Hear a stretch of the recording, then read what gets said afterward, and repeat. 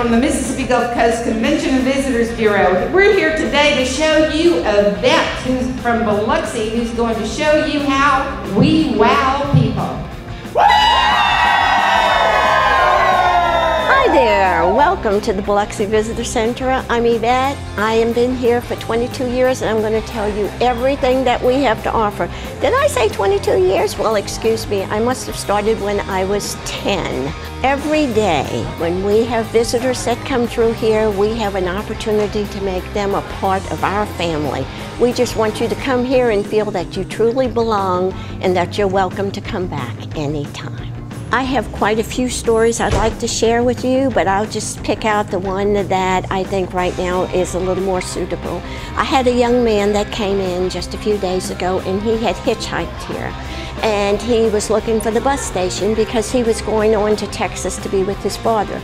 And after talking to him for a little while, he looked so tired. He said that his mother had just passed away and he had no transportation, so he was going to have to head out early to catch the bus. So I felt so badly for him. I said, look, what time do you have to be at the bus station? And he said at 9 o'clock. I said, well, I come to work at 8.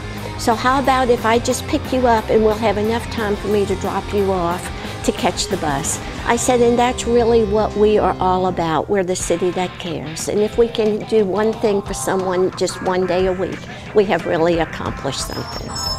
One of the neatest things that happened to me throughout the years, I had a lady that came across from the small craft harbor and she had been coming for a few days, and she said that her husband had sailed this large boat in, but she had driven the car, and she said that she was looking for a laundromat. Well, she looked like a really classy lady, so I invited her the next day to come to my home and she could wash her clothes there.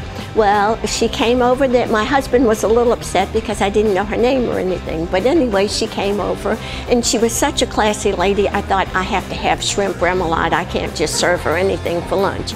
And then while we were sitting there talking, she mentioned that her husband had gone down, that came home from work one day and had gone down the hill deciding he was going to build a sailboat. And she said, this struck me as odd because he had always dealt in leather. Well, I didn't think anything of it, and she said 5 years later he came up and said the boat was finished and that we were going to sail around the world. Well, as we were talking, and I'm thinking her husband probably made wallets or something, and she said to me, you have 3 sons, you probably have some of our leather. And I thought, oh, I don't think so. But anyway, she said, did they play Little League? I said, well, yes, they did. So I went, she said, well, check one of your gloves. And sure enough, I got my son's pitcher's glove and it said Rawlins Leather. And it was Mrs. Rawlins from Rawlins Leather. Well, they invited us to come out to the sailboat to see. They were waiting for the sails to be made in Mobile. And so then they decided they would just buy some property in Ocean Springs with a boat slip.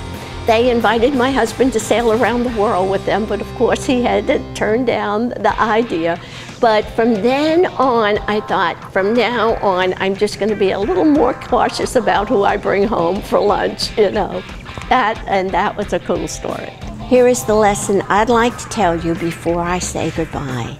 Treat everyone with the respect that you would like to be treated in return, and you'll never go wrong.